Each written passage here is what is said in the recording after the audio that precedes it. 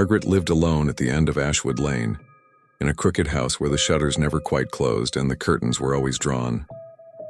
The neighbors called her the cat lady, not out of cruelty but because no one could ever count how many cats lived with her. Some swore it was a dozen, others whispered it was closer to 50. The truth was stranger.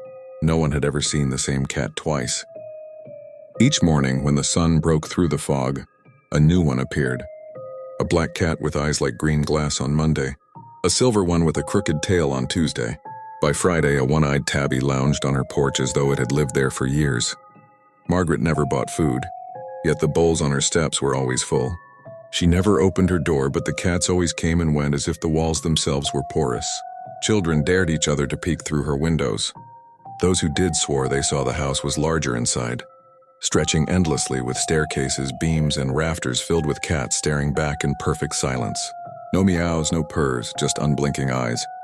Margaret was kind when she was seen, smiling with lips too thin, her hair tied in a loose gray bun. But no one could recall the sound of her voice. Some said she never spoke at all, that the cats spoke for her.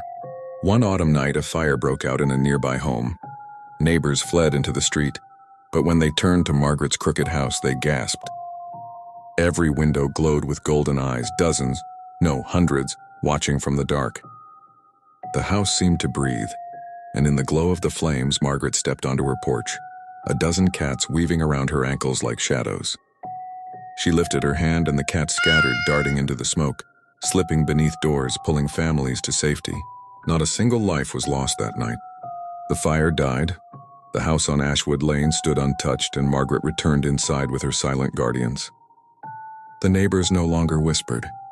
They simply nodded when she passed, grateful but wary, for no one could quite explain what she was. Only the cats knew, and they never told.